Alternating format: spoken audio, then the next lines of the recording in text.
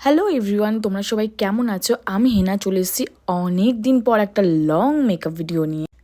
একটা wedding guest makeup look নিয়ে চলে এসেছে তোমাদের সাথে। আর এই লুকটা আমি ক্রিয়েট করেছিলাম আমার বোনের বিয়েতে সময় খুবই কম ছিল, এবং যেহেতু আমার বোনের ব্রাইডাল মেকআপটা করেছিলাম এবং তার সাথে আরও কিছু মেকআপও করেছিলাম এবং তারপর আমি সেজেছিলাম, সেই কারণে সময় একদমই ছিল না।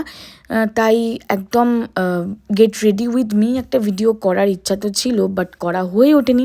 তাই আমি ভাবলাম যে এই মেকআপ লুকটাকেই রিক্রিয়েট করে তোমাদের কাছে আমি দেখাবো। আর যেহেতু সবসময় মোটামুটি সিম্পল সাজতে আমি পছন্দ করি, সেদিন একটু গর্জিয়াস সাজার বেশ ইচ্ছা হয়েছিল, সেই কারণে আমি আই মেকআপটা বেশ গর্জিয়াস রেখেছিলাম এবং তার সাথে নিউড লিপস আমি ক্যারি করেছিলাম। ফার্স্টেই ভালো করে স্কিনটাকে আমি প্রেপ করে নিয়েছিলাম। তারপরে আমি কোনো কনসিলার ইউজ করিনি। কনসিলার মিনস আমি কোনো ডার্ক কনসিলার ইউজ করিনি।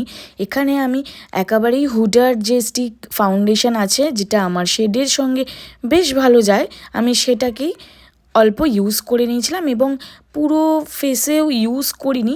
আমি ওটা দিয়ে অ্যাজ আ ডার্ক কনসিলারের মতো করে ইউজ করেছিলাম আমার ফেসে, এবং তারপরে ডিরেক্ট আমি চলে গেছিলাম কনসিলারে, হাইলাইটিং কনসিলার। যেহেতু আমার ফাউন্ডেশনটা একদমই নিজের শেডের ছিল এবং সেই মুহূর্তে আমার ফেসে অতটাও ডার্ক স্পট ছিল না, তো সেই কারণে আমি ওই ফাউন্ডেশনটা ইউজ করে নিয়েছি। আর সেদিন যেহেতু হাতে টাইম অনেকটাই কম ছিল, তাই আমি একেবারেই কম্প্যাক্ট ইউজ করে নিয়েছিলাম। কোনো রকম লিকুইড ব্লাশ বা লিকুইড কন্ট্রোর কোনোটাই আমি ইউজ করিনি, এবং এখানেও তাই ভিডিওতে আমি সেম প্রসেসিং অ্যাপ্লাই করি। আই মেকআপের জন্য আমি কার্নিভেলের এই প্যালেটটা নিয়ে নিয়েছিলাম এবং আমি একটা হ্যালো আই ক্রিয়েট করি। আর প্রথমেই তোমাদের বলেছিলাম যে আমি একটা gorgeous eye makeup look create করেছিলাম, এবং বিয়ে বাড়িতে কিন্তু সাজার একটুও আমি অংশ ছাড়তে চাই না, যেহেতু সাজতে প্রচণ্ড ভালোবাসি আর এই প্রফেশনেও আছি।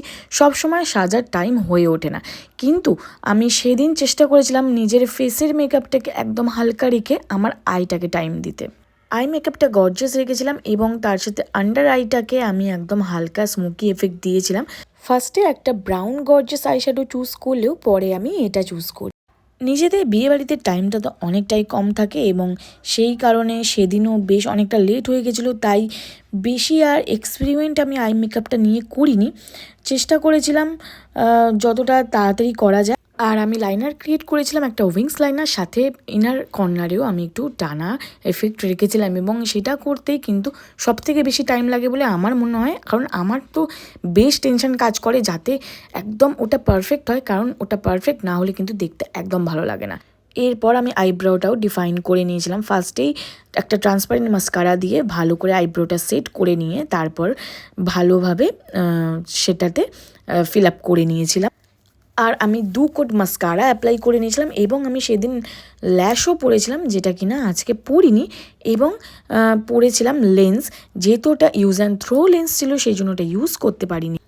এরপর আমি ভালো করে আমার ফেসটাকে ব্রঞ্জিং করে নিয়েছিলাম, এবং আমার এই মোটা নাকটাকেও ভালোভাবে ব্রঞ্জিং করেছিলাম, যাতে মোটা নাকটা থেকে একটা সরু সুন্দর নাক চলে আসে, এবং তার সাথে ভালো করে ব্লাশ দিয়ে নিয়েছিলাম। আর ভালো করে সেটিং স্প্রে দিয়ে ড্রাই হয়ে যাওয়ার পর ফেসের মধ্যে আমি অ্যাপ্লাই করে নিয়েছিলাম হাইলাইটার। অবশ্যই কিন্তু ড্রাই হয়ে যাওয়ার পরেই হাইলাইটার ইউজ করতে হবে, না হলে কিন্তু বাজেভাবে হাইলাইটারটা বসবে এবং সেখান থেকে মেকআপটা উঠে যাওয়ারও চান্স থাকে। আর আমার একটু ওমব্রে লিপস করার বেশ ইচ্ছা ছিল, বাট যাই হোক, লাস্টে আমার এই লুকসটাই বেশি ভালো লাগছিল, সেই জন্য এই লিপসটাই আমি রেখেছিলাম।